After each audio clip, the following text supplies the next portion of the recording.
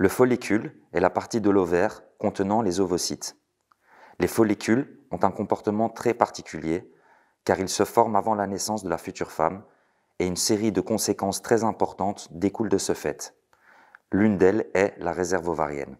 Les premiers ovocytes commencent à apparaître entre la 6e et la 7e semaine de gestation et doivent rapidement être englobés dans une série de cellules donnant lieu au follicule primordial. Si l'ovocyte n'est pas entouré de ces cellules, il va dégénérer et sera complètement perdu avant la naissance de la fille.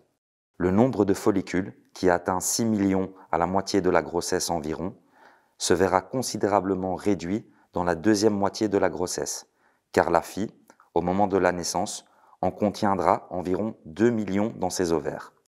Nous assisterons, durant toute l'enfance, à une perte importante de follicules, de sorte qu'au début de la vie reproductive, il est estimé que les ovaires auront environ un demi-million d'ovocytes.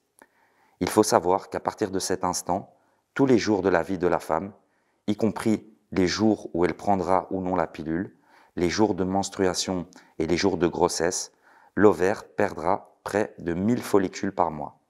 Ainsi, environ 1 sur 1000 achève sa maturation avec une ovulation.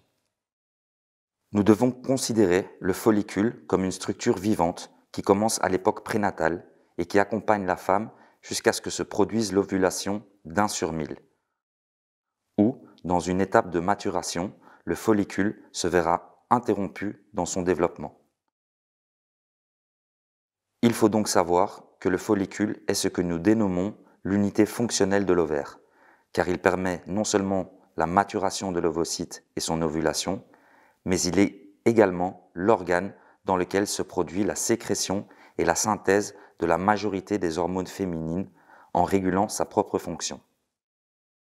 Au cours des cycles menstruels, les follicules qui poursuivent leur développement sont des dizaines, tandis qu'il en existe un dénommé follicule dominant qui empêche le développement des autres follicules, de sorte que l'ovulation chez les humains, sauf exception, est des ovulations d'un unique ovocyte. Juste avant l'ovulation, le follicule peut mesurer jusqu'à 3 cm. Il est facile à identifier dans une échographie qui affiche une image sombre et arrondie. À cet instant, le follicule est composé de l'ovocyte, d'une cavité pleine de liquide qui est ce que nous observons dans l'échographie, et d'une série de couches concentriques qui l'entourent, cellules de la granuleuse et d'autres cellules appelées cellules de la thèque interne et externe. Une hausse de la pression intrafolliculaire se produit à cet instant et l'ovulation se produit lorsque le processus a mûri et qu'il s'est entièrement terminé.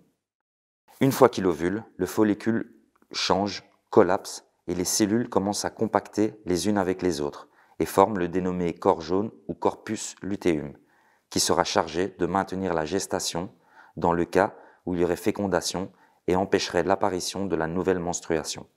En cas d'absence de grossesse, le corps jaune régresse. Son activité endocrinienne diminue et il se dirige vers la menstruation afin de démarrer un nouveau cycle ovulatoire.